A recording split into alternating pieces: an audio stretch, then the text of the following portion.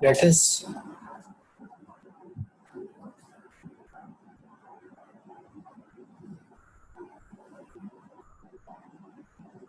start with the second part of our last case study. The case study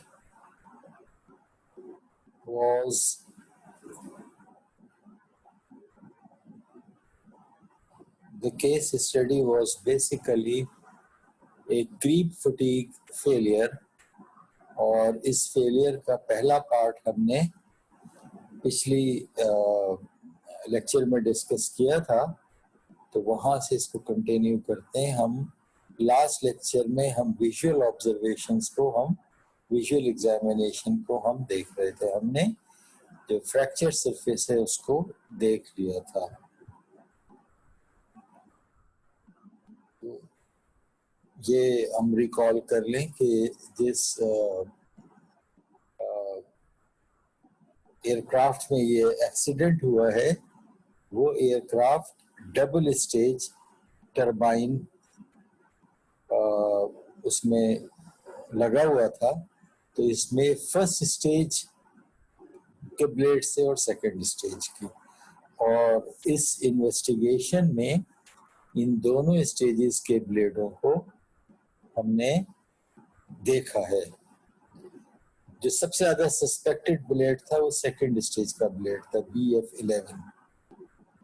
तो जो चुने थे investigation के लिए ब्लेड्स, उनमें इस इंजन के कुछ फर्स्ट स्टेज, कुछ सेकंड स्टेज के ब्लेड थे, कुछ नॉर्मल ब्लेड थे जो किसी और इंजन में लगे हुए थे इसी किस्म के इंजन में, और उन्होंने अपनी नॉर्मल लाइफ पूरी की थी। और कुछ ब्लेड वो थे जो इत्तेफाकन बिल्कुल वैसे ही एक फेलियर, इसी किस्म का एक फेलियर पहले भी देखा गया था कि एक ब्लेड जब इंस्पेक्ट किया गया, जो प्रॉब्लम फील हुए और देखा गया, तो वो एयर फॉइल से इसी जगह से टूटा हुआ था जहां से BF11 टूटा है। तो वो ब्लेड भी अवेलेबल था इन्वेस्टिगेशन के लिए, उसको भी देखा था। तो विद दिस रिकॉल हम आगे चलते हैं। टिप का रीजन, ये वाला रीजन टिप का कहलाता है। ठीक है, ये टिप का है। और जिस ब्लेड की शक्ल यहाँ नजर आ रही है तस्वीर में, ये एक टिपिकल फर्स्ट स्टेज का ब्लेड है, और ये अंदर से हॉलो होता है। और हॉलो इसलिए होता है कि अंदर से हवा, इसमें ठंडी हवा ब्लीड होती है, और ये जो छोटे छोटे सुराख नजर आ रहे हैं, इन सुराखों में से ये हवा निकलती है, और यहाँ से भी, टिप से भी, और फिर वो हवा एक कुशन बना लेती है। ठीक है, तो जो कंबस्शन प्रोडक्ट्स हैं वो इस डायरेक्शन में आती हैं, इस प्रेशर साइड को हिट करती हैं और फिर यहाँ से निकलती हैं। तो ये टिप है, ये टिप बहुत करीब होती है इसके हाउसिंग से जिसमें ये रोटर रोटेट कर रहा होता है, और वो हाउसिंग जो है वो, उसकी क्लियरेंस इस ब्लेड से, रोटेटिंग पार्ट से बहुत ही वेल डिफाइंड होती है, ताकि वहां से हवा कम से कम निकले, मैक्सिमम यहाँ से निकले।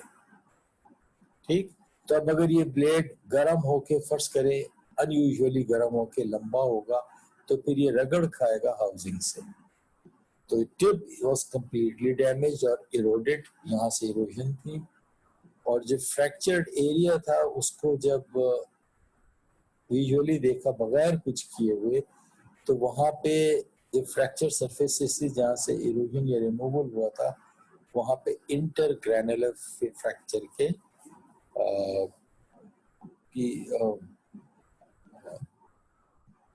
शवाहिद मिले। प्रेशर साइड के ऊपर यहाँ पे डिपॉजिट्स भी थे, और वो डिपॉजिट ग्रीनिश कलर के थे, और जो निकल ऑक्साइड है ये उसका रंग है। तो ये ब्लेड जो है ये निकल बेस्ड सुपर अलॉय है, तो इनका ऑक्साइड का होना कोई ताज्जुब की बात नहीं है। बाकी ये कि ऑक्साइड का होना इस बात की इंडिकेशन है कि नंबर एक, these blades were running hot, और दूसरा ये कि जो कंबस्शन की इन्वायरमेंट थी, जो फ्लेम था कंबस्टन का, वो ऑक्सीडाइजिंग था, उसमें ऑक्सीजन एक्सेस में थी। ये जो फ्लेम होते हैं ये रिड्यूसिंग भी हो सकते हैं, जिसमें फ्यूल ज्यादा हो, ऑक्सीजन कम हो। न्यूट्रल होना चाहिए था इन्हें, जहां पर के ऑलमोस्ट ऑक्सीजन उतनी ही हो जितनी फ्यूल हम इंजेक्ट कर रहे हैं। और ऑक्सीडाइजिंग का मतलब ये है कि एक्सेस में ऑक्सीजन है। तो ऑक्साइड्स का बनना इंडिकेशन ये है कि ये ऑक्सीडाइजिंग एटमॉस्फेयर। जो यहाँ का इलाका है वो टिप के करीब का इलाका, वो बेंड था प्रेशर साइड की तरफ, और ये एयर फॉइल जो थी ये डिफॉर्म्ड या डी शेप्ड थी। तो इतनी ये इस किस्म की स्ट्रॉन्ग एलॉय का बेंड हो जाना अगेन इंडिकेशन है कि ये हाई टेम्परेचर के ऊपर है, और जब इस पे कोई चीज आके टकराई है जिसकी वजह से कि ये इसमें बेंडिंग हुई है, तो इसमें इम्पैक्ट है। ठीक है, ये जो इम्पैक्ट है, इस इम्पैक्ट का कि जो फोर्स है वो किस रेट से लगती है। एक सवाल था पिछली दफा, पिछले लेक्चर में। तो नॉर्मली इम्पैक्ट लोडिंग जो है वो 10 raise to power 3 of the order of 10 raised to power 3 strain per unit time. 10 raised to power 3 है अगर वो इम्पैक्ट का, तो जो टेंसाइल लोडिंग, टेंसाइल टेस्टिंग हम करते हैं वो -3 है। यानी टेंसाइल टेस्ट में जो स्ट्रेन रेट्स का चेंज होना है वो ऑर्डर्स ऑफ मैग्नीट्यूड डिफरेंट है फ्रॉम इम्पैक्ट। इम्पैक्ट में ये बहुत तेजी से लोड जो है वो अप्लाई होता है, जैसे किसी गोली का बंकर में जाके लगना, तो that is an impact. Indication इसके डी शेप होना, और यहाँ पर इस किस्म के और दूसरे एविडेंसेस जो ये बताती थी कि इस पे इम्पैक्ट लगा है, जो ये सब्सिक्वेंट इफेक्ट होगा। इनिशियल डैमेज हो गया, अब अगर किसी ब्लेड का एयरफॉयल गायब हो गई है, टूट गई है, तो जाके जब टकराएगी, टकराने के बाद उसके टुकड़े होंगे और डैमेज होगा, तो वो चीजें फिर ये सेकेंडरी डैमेज करेंगी। फर्स्ट स्टेज में जो एक क्रिटिकल एरिया है, क्रिटिकल एरिया कौन सा था, जहां से कि ब्लेड टूटा था, जो हम सस्पिशन उस पे है कि वो कॉज ऑफ एक्सीडेंट हुआ था। तो यहाँ पर कोई क्रैक फर्स्ट स्टेज में इस इलाके में हमें नजर नहीं आए। सेकेंड स्टेज ब्लेड्स जो हैं ये लंबे होते हैं, सॉलिड होते हैं, और ये हॉलो इसलिए नहीं होते सेकेंड स्टेज ब्लेड्स। ये तस्वीर फर्स्ट स्टेज की ही है, सिर्फ एरिया को दिखाने के लिए है, लेकिन सेकेंड स्टेज ब्लेड सॉलिड होते हैं, वहाँ इस किस्म के सुराख नहीं होते। और वजह यह है कि वो जो टेम्परेचर एक्सपीरियंस करते हैं वो रिलेटिवली लोअर है, उनकी लेंथ भी ज्यादा होती है क्योंकि उन पे प्रेशर गैस के फर्क लग रहे हैं। डिजाइन टरबाइन का इसी तरह होता है। तो जब वो सॉलिड है और लंबे हैं तो उनका वजन भी ज्यादा होगा, वजन ज्यादा होगा तो रोटेशन की वजह से सेंट्रीफ्यूगल फोर्स भी ज्यादा लगेगी, तो क्रीप का उनमें क्रीप फिनोमेना होने के उनमें चांसेस ज्यादा होते हैं। ठीक, तो इन ब्लेड्स की टिप पे भी डैमेज है, टिप रीजन के ऊपर, और इन पे भी प्रेशर साइड पे डिपॉजिट नजर आए हैं और स्क्रैचेस और डेंट के निशान हैं। इनमें से सेकेंड स्टेज में से एक ब्लेड BD210 के ऊपर ये क्रिटिकल एरिया में क्रैक्स भी मिले हैं, एक्सटेंसिव फाइन क्रैक्स, छोटे छोटे क्रैक्स थे जो कि हायर मैग्निफिकेशन पे नजर आए। और वो ये छोटे छोटे एरोज हैं, ये बता रहे हैं उन क्रैक्स की लोकेशन को। अगर गौर से देखें तो ये चीजें जो नजर आ रही हैं, ये नजर आ रही हैं, ये क्रैक्स हैं। हायर मैग्निफिकेशन पे ज्यादा वाजे हो जाएंगे। ये हायर मैग्निफिकेशन पे अगर हम इनको देखें तो ये क्रैक्स हैं, और हाई मैग्निफिकेशन पे चले जाएं तो ये triple point W type cracks या ट्रिपल पॉइंट। इन जगहों की अगर EDS एनालिसिस की जाए तो यहाँ पर फास्फोरस और कैल्शियम के कंसंट्रेशन ज्यादा मिली है। दोनों एलिमेंट्स जो हैं ये नॉर्मल एलिमेंट्स नहीं है मटेरियल में, ठीक, ये नॉर्मल एलिमेंट्स नहीं है। तो ये कम क्वांटिटी में होते हैं, लेकिन ये सरफेस एक्टिव होने की वजह से इनका होना सरफेस के ऊपर एबनॉर्मल बात भी नहीं है। इन जर्नल ईडीएस एनालिसिस इस मटेरियल की गई ताकि पता चले, और सारे ब्लेड्स की गई। तो ईडीएस एनालिसिस और उसके साथ carbon sulphur analysis. Carbon sulphur अलग से क्यों की गई, इसको आप टेबल को देखें तो ईडीएस एनालिसिस जो है वो जिन एलिमेंट्स की हमने किए वो फर्स्ट डेसिमल तक कोट हुए, ठीक है ना। उनकी लिमिट जो डिफाइन है वो भी यूनिट तक है, 19%, या इस पे फर्स्ट डेसिमल भी हो सकती है। ये नॉर्मल कॉम्पोजिशन है, रेंज पे जब आएंगे, या इस मोलिब्डेनम के केस फॉर एग्जांपल। लेकिन जब हम हायर एक्यूरेसी पे जा रहे हैं, जब सेकंड डेसिमल और थर्ड डेसिमल पे जा रहे हैं, तो कार्बन और सल्फर के लिए हमें ज्यादा एक्यूरेट डिटर्मिनेशन की जरूरत है। और carbon sulphur analyser fourth decimal तक कोट करता है वैल्यूज को, फोर्थ प्लेस तक। हमारे केस में second decimal is more than sufficient. ये वो कॉम्पोजिशन है जो मुख्तलिफ इन 15 ब्लेड्स को हमने चुना था, इनके मुख्तलिफ सेक्शन से ली हुई, जो इस रेंज में आ रही है। एक जर्नल ऑब्जर्वेशन ये है कि चीजें कुछ की नॉर्मल है इन जर्नल, बास ब्लेड्स में कुछ चीजें कम थी। फॉर एग्जाम्पल क्रोमियम इसमें कम मिली, कोबाल्ट थ्रू आउट कम मिला है, टाइटेनियम थोड़ा सा ज्यादा है, मॉली अपनी रेंज में ऑलमोस्ट, एल्यूमिनियम सिग्निफिकेंटली कम है, और कार्बन जो उसको कार्बन क्रिटिकल है, जो कि बास केसेस में उसने एक्सीड किया है वैल्यूज को, ऑलमोस्ट 50% ऑफ अलाउएबल वैल्यू 0.08 है, तो 0.04 इन एडिशन टू दिस मिला है हमें। फॉर एग्जाम्पल इस प्लेट में हो सकता, अब ये जिस कंपनी ने भी ये मैन्युफैक्चर किया है उसके अपने पेटेंटेड एलॉय भी हो सकते हैं। जो इंटरनेशनल कंपनीज हैं वो अपने पेटेंटेड एलॉयज भी बनाती हैं। हम इसको नियरेस्ट अवेलेबल स्टैंडर्ड से कंपेयर करें तो यूडीमेट 500 इज क्लोजेस्ट, और वहां हम देखते हैं तो कोबाल्ट इसमें सिग्निफिकेंटली कम है, टाइटेनियम हम इस केस में ज्यादा है, और एल्यूमिनियम इसमें कम है। तो इनको समझने की कोशिश करते हैं थोड़ा सा। कोबाल्ट की कम होने की वजह तो ज्यादा कमर्शियल है। कोबाल्ट की प्राइस जो है of the order of 100 euro पर केजी है, जबकि निकल बेस एलॉय है, तो जितनी कोबाल्ट कम होगी बाकी निकल कंपनसेट कर रहा होगा, तो निकल 3-4 यूरो पर केजी है, तो ह्यूज डिफरेंस इन इकोनॉमी, ठीक। तो मार्केटेबल प्रोडक्ट बनाने के लिए बाकी एल्यूमिनियम और क्रोमियम ये दो एलिमेंट वो हैं जो अच्छी स्टेबल ऑक्साइड्स बनाते हैं, और वो ऑक्साइड सरफेस पे बन जाती है तो सरफेस को वो प्रोटेक्ट करती हैं फ्रॉम हॉट करोजन, ठीक है, वो प्रोटेक्ट करती हैं। कार्बन हम देख चुके हैं कि हमें दो किस्म की कार्बाइड्स मिली थी पिछले लेक्चर में। जो ग्रेन्स के अंदर बड़ी कार्बाइड्स हैं जिनको हम प्राइमरी कार्बाइड्स कहते हैं, और ग्रेन बाउंड्री पे सेकेंडरी जो ड्यूरिंग सर्विस बनी है, वो ड्यूरिंग सर्विस बनी है तो वो अगर कार्बाइड किसी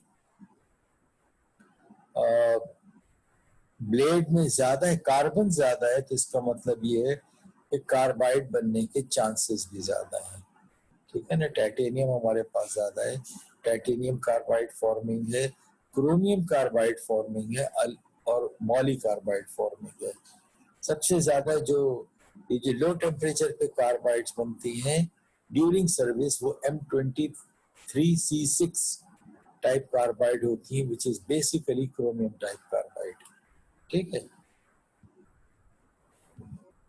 हार्डनेस वैल्यूज देख लीजिए। हार्डनेस में इन जनरल ये देखा है कि टिप के इलाके में हार्डनेस ज्यादा थी। ये वो थी जिनमें बेंडिंग भी आई, इनमें रगड़ के निशान भी इस जगह थे, ऑक्सीडेशन भी हुई थी, तो इसका पूरा चांस है कि कंसिस्टेंटली ज्यादा हार्डनेस है, तो ये उसकी वजह से जो in service during service tip के इलाके में को ज्यादा स्ट्रेसेस मिली है। जो अच्छी चीज है वो ये है कि हार्डनेस की वेरिएशन बहुत कम है, वेरी वेल कंट्रोल्ड। तो हीट ट्रीटमेंट बहुत यूनिफॉर्म है। कॉम्पोजिशन भी ये बता रही है ये चीज कि हीट ट्रीटमेंट अगर हमें फेज बहुत यूनिफॉर्म देगा तो हार्डनेस यूनिफॉर्म होगी। इसका मतलब ये है कि कॉम्पोजिशन भी यूनिफॉर्मली डिस्ट्रीब्यूटेड है। ग्रेन साइज में ह्यूज वेरिएशन। इस केस को देखें तो अगर मैं 195 में से ये माइनस कर दूं तो क्या होगा, तो ऑलमोस्ट थर्ड कितना हो गया, 70 के करीब, छोटा वाला और बड़ा वाला 300। तो grain size is varying between 70 to 300 microns, huge difference. या और कोई केस ले ले, इस केस में बिटवीन 50 to 200। ठीक है, इन जनरल हमें जो टिप का इलाका है वहां पे भी वेरिएशन है, रूट के इलाके में ये वेरिएशन बाज़ जगहों पे ज्यादा मिली, टिप पे भी मिली है। तो बेसिक कंक्लूजन ये है कि यहाँ पे बहुत छोटे और बहुत बड़े ग्रेन्स का एक डिस्ट्रीब्यूशन है। ग्रेन साइज शार्पली वेरीज, और this could be a result कि अगर कोई फोर्जिंग के दौरान प्रॉब्लम आया हो। उस वक्त होता है जबकि आप एक पार्ट को फोर्ज कर रहे हैं और एक हीट के दौरान पूरा फोर्ज ना हो, तो पहले कुछ फोर्ज हो जाए, फिर आप रीहीट करें, फिर बाकी को फोर्ज करें। तो जो पहले फोर्ज हुआ हुआ है रीहीटिंग के दौरान, वहां ग्रेन ग्रोथ हो जाती है, और जो बाद में फोर्ज हुआ है उसमें फाइन रहता है ग्रेन। तो माइक्रोस्ट्रक्चर ही हम देख रहे हैं, ग्रेन साइज हमने देख लिया, बाकी माइक्रोस्ट्रक्चर्स में बहुत डिफरेंस नहीं है, जो कि हार्डनेस इसको सप्लीमेंट करती है इस ऑब्जर्वेशन को। लेकिन क्या है, इस वाले ब्लेड में वी सॉ फाइन क्रैक्स उसी जगह पे जहां पर के हमारा जो फेल ब्लेड था उसमें वो फेल हुआ था जहां से, और ये क्रैक्स जो थे they could be seen as deep as 50, ये इस ठीक ठाक डेप्थ है along the grain boundaries। ठीक है ना। तो जो सरफेस पॉलिश सरफेस के अंदर क्रैक्स थे उसके अंदर ऑक्सीडेशन नहीं मिली। इसका मतलब क्या है, इसका मतलब ये है कि ये क्रैक्स बिल्कुल सरफेस से एक्सपोज नहीं है, ये थोड़े से अंदर है, और इन क्रैक्स में जो फिनोमेना है इनको बनाने का वो क्रीप है। ग्रेन बाउंड्री पे सरफेस पे ऑक्सीडेशन मिली है, खुसूसन टिप के इलाके में जहां टेम्परेचर ज्यादा होगा।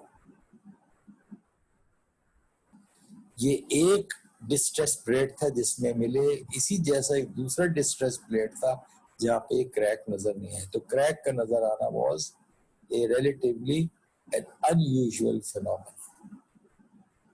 ऑब्जर्वेशंस के बाद now we come to the discussion. तो जर्नल सी चीज ये कि दोनों एलॉयज निकल बेस, दोनों स्टेजेस फर्स्ट और सेकंड दोनों स्टेज के blades nickel base super alloy के हैं, और ये एलॉय जो है this is suitable for strength and resistance against hot corrosion. Hot corrosion से रेजिस्टेंस का मतलब क्या, कि इसमें क्रोमियम और एल्यूमिनियम इतना है जो सरफेस पे कोटिंग बना लेगा। दूसरा ये कि इसके अंदर कार्बाइड्स भी हैं जो पिन करेंगी डिस्लोकेशंस को और पिन करेंगी ग्रेन बाउंड्रीज को, और फिर ये गैमा गैमा प्राइम स्ट्रक्चर है जिसको बेसिक स्ट्रेंथ देगा, जो इसको जिसकी वजह से इसका नाम सुपर अलॉय पड़ा है। सुपर अलॉय का नाम जो है ये उस जमाने की इजाद है जिस जमाने में सुपरमैन कार्टून के लिए एक पॉपुलर कैरेक्टर था, और इन एलॉयज का नाम सुपर इसलिए रखा गया कि ये बाकियों से मुख्तलिफ बाकी मटेरियल से इनकी प्रॉपर्टीज टेम्परेचर के साथ इनिशियली कुछ इम्प्रूव करती हैं, मैकेनिकल प्रॉपर्टीज, और काफी रीजनेबल टेम्परेचर रेंज तक ये प्रॉपर्टीज सस्टेन रहती हैं, ये चेंज नहीं होती। और जिससे हम ऑलरेडी डिस्कस किया है कि ये एलॉय जो ग्रुप है ये क्या है, ये प्रेसिपिटेशन हार्डनिंग एलॉय है। दूसरे लफ्जों में इसमें जो प्रेसिपिटेट्स बन रहे हैं वो मैट्रिक्स के साथ वो कोहेरेंट है। ये गैमा गैमा प्राइम स्ट्रक्चर है कि मैट्रिक्स भी एफसीसी है और प्रेसिपिटेट्स भी एफसीसी है। और कॉम्पोजिशन में हमने देखा कि मॉली और कोबाल्ट दोनों मौजूद हैं। तो मॉली और कोबाल्ट जो है वो निकल के लैटिस पैरामीटर को मॉडिफाई करते हैं।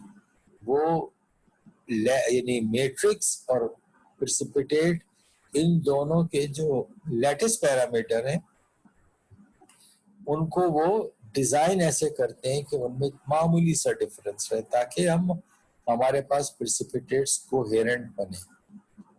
प्रेसिपिटेशन हार्डनिंग जो है ये बहुत एक स्ट्रॉन्ग मैकेनिज्म है स्ट्रेंथनिंग की। इन ब्लेड्स में जो एक्सपोज होते हैं हायर टेम्परेचर पे, इनमें जो टिपिकल प्रॉब्लम्स हैं वो क्रीप और लो साइकिल फटीग के है।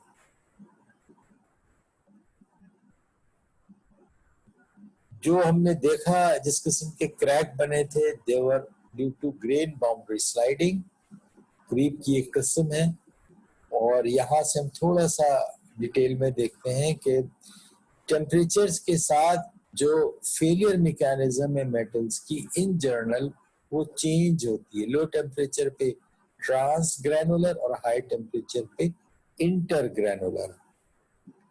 लो टेम्परेचर के ऊपर क्यों ऐसा होता है? इसलिए कि फेल वहां से होगा जो चीज कमजोर होगी। तो लो टेम्परेचर पे जो स्लिप प्लेन्स हैं उसके अलोंग फेलियर जो है वो आसानी से एक फ्रैक्चर सरफेस प्रोपेगेट करेगी क्योंकि कमजोरी वहां है। वो ग्रेन बाउंड्रीज के मुकाबले में ज्यादा कमजोर होते हैं। जो ज्यादा कमजोर होगा वो पहले टूटेगा। तो फेलियर कैसा होगा? ट्रांस ग्रैनुलर होगा, अक्रॉस द ग्रेन्स होगा। वहां पे क्रैक का जो लेंथ है वो भी कम होगी तो एनर्जी भी कम खर्च होगी। हाई टेम्परेचर पे क्या है कि grain boundaries they become weak, they get weaker. और जब ये कमजोर हो जाएंगी और स्लिप प्लेन्स के मुकाबले में ज्यादा कमजोर होंगी तो फिर जाहिर है कि क्रैक इनसे गुजरेगा। And this is intergranular. यहीं से ये टर्म एक क्वाइन होती है, concept of equicohesive temperature, जिसको हमने इस तरह लिखा है। ये क्या चीज है? This is the temperature at which the grains and grain boundaries exhibit equal strength. हमने अभी पिछली स्लाइड में देखा था कि कम टेम्परेचर पे ग्रेन्स की स्ट्रेंथ कम है, बाउंड्रीज स्ट्रॉन्ग है। हाई टेम्परेचर पे बाउंड्रीज वीक हो जाती हैं। तो कोई एक टेम्परेचर होगा जहां पर कि ये दोनों बराबर होंगी, इक्वल स्ट्रेंथ होगी, उसको कहते हैं equi cohesive temperature. At this temperature, fracture mode changes from transgranular to intergranular. तो ये वो टेम्परेचर ये जो है ये it is not a fixed temperature, ऐसा नहीं है। बेसिकली ये ट्रांजिशन टेम्परेचर है, लेकिन ट्रांजिशन किस पे डिपेंड करेगी? स्ट्रेस और स्ट्रेन कैसी लग रही है, किस रेट से लग रही है मटेरियल पे, उस पे डिपेंड करेगा। ये डिपेंड किस पे करेगा? ये ग्रेन साइज पे डिपेंड कर सकता है, कॉम्पोजिशन पे डिपेंड करेगा। तो जो एक गिवन मटेरियल में जो ये टेम्परेचर, इस टेम्परेचर पे अगर हम पहुंचेंगे तो जो कोर्स ग्रेन स्पेसिमेंस हैं वो ज्यादा स्ट्रेंथ शो करते हैं फाइन ग्रेन से। क्यों? जब ग्रेन बाउंड्रीज वीक है तो फाइन ग्रेन का मतलब ग्रेन बाउंड्रीज बहुत ज्यादा है हमारे पास, तो कमजोर इलाके ज्यादा है। तो जहां कमजोर इलाके कम होंगे वो स्ट्रेंथ शो करेगा वो मटेरियल। ठीक, अब हम आ गए टेम्परेचर पे जो कि इक्वी कोहेसिव से हम ज्यादा किसी टेम्परेचर पे। इस पे फेलियर कैसा हो रहा है? इंटरग्रैनुलर हो रहा है, ये हमें पता है। लेकिन उसकी मैकेनिज्म क्या है? ये दो मुख्तलिफ मैकेनिज्म है। अगर इस इक्वी कोहेसिव से ज्यादा मेरे पास टेम्परेचर है, मटेरियल उसके ऊपर है और स्ट्रेसेस भी ज्यादा है, तो फिनोमेना क्या हो रहा है? ग्रेन बाउंड्री स्लाइडिंग का फिनोमेना हो रहा है। और ये wedge shape cracks form at grain boundaries at the triple points. तो इनको वेज क्रैक्स भी कहते हैं, इनको हम डब्ल्यू क्रैक्स भी कहते हैं, ये ट्रिपल पॉइंट भी कहते हैं। ये कब होगा? ये उस वक्त होगा कि जब हाई स्ट्रेसेस हैं और टेम्परेचर मेरा इक्विकोहेसिव टेम्परेचर से ज्यादा है। तो जो ग्रेन बाउंड्री को सेपरेट कौन सी फोर्स करेगी, वो टेंसाइल स्ट्रेसेस करेंगी, जो ग्रेन बाउंड्री की स्ट्रेंथ से कोहेसिव स्ट्रेंथ से एक्सीड कर जाएंगी। उससे ज्यादा होंगी तो ग्रेन बाउंड्री जो होगी वो स्लाइड कर जाएगी। ठीक। अच्छा, जब स्ट्रेसेस कम है और ग्रेन बाउंड्री इस तरह से स्लाइड नहीं हो रही, तो फिर क्या होता है? फिर ये इंटरग्रेनल फ्रैक्चर्स हैं, उनकी मैकेनिज्म होती है through void formation at grain boundaries, cavities along the grain edges rather than grain corners. They appear round or spherical on metallographic sections. ठीक। पॉलिश सैंपल को करें, उसके बाद ऑप्टिकल पे या एसईएम पे देखें तो हमें ग्रेन बाउंड्रीज के ऊपर कैविटीज नजर आते हैं। These are called R type cavities. और ये कैविटीज जो है न्यूक्लिएट आराम से कहाँ हो जाती हैं? जो ग्रेन बाउंड्री पे कोई भी इंक्लूजन या प्रेसिपिटेट्स हो, तो ये बन जाते हैं साइट फॉर वॉइड न्यूक्लिएशन। ठीक। हाई टेम्परेचर के अब हम फेलियर की बात हो रही है, तो जो पॉपुलर मैकेनिज्म हमने देखा था क्रीप है और लो साइकिल फटीग है। लो साइकिल फटीग की कुछ कैरेक्टरिस्टिक्स हैं। एक कैरेक्टरिस्टिक इसकी ये है कि ये यहाँ से फर्स्ट करें इनिशिएट हुआ, फिर ये स्ट्राइशंस शो कर रही है कि ये यहाँ तक जा रहा है, और इसके बाद जो फेलियर आया है वो क्या है? इसके बाद जो फेलियर आया है वो हमारे पास वो फाइनल रप्चर है, जो स्टेज 3 ऑफ फटीग है। तो लो साइकिल फटीग के केस में जो फाइनल रप्चर है ये सिग्निफिकेंट होता है। This is significant. In aero engine failures, low cycle fatigue is usually related to mission pattern. लेकिन लो साइकिल फटीग का मतलब ये है कि कम साइकिल पे फेल होगा, तो क्या होगा? ऑटोमेटिकली ये कि स्ट्रेसेस ज्यादा लग रही हैं। स्ट्रेसेस ज्यादा कब लग रही हैं? जब इंजन थ्रॉटल हो रहा है। थ्रॉटलिंग का क्या मतलब है? थ्रॉटलिंग का मतलब ये है कि इंजन जो है वो हॉट रन कर रहा है, उसकी जो यानी चेंज इन स्पीड एक्सेलरेशन है वो बहुत ज्यादा है। ये कब होता है? ये उस वक्त होता है जब टेक ऑफ करे जहाज, या डिसेलरेशन उस वक्त होता है जब लैंड करे, और ये एक्सेलरेशन के साइकिल उस वक्त भी आते हैं जब ये किसी जहाज को कोई जहाज फॉलो कर रहा होता है, जब ताक़ुब में होता है, तो थ्रॉटलिंग बहुत ज्यादा होती है।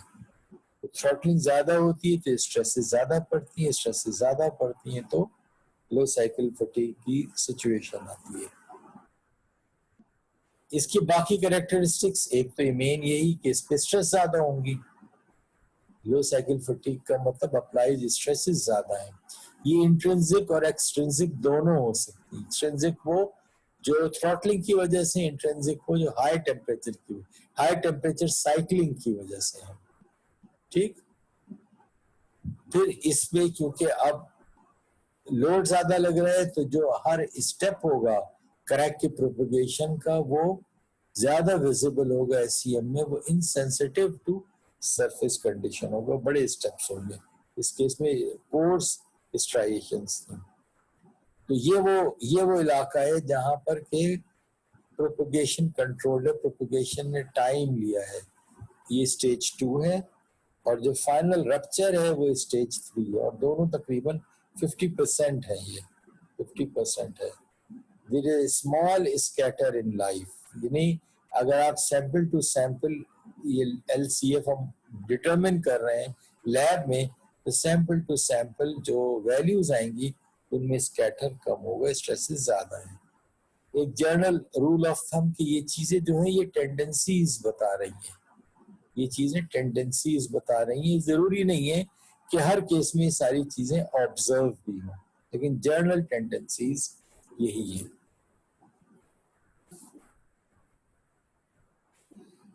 हमने हमारे केस में जो सैंपल हमें मिले फेलियर के, उसमें डब्ल्यू क्रैक्स थे। इसका मतलब क्या है?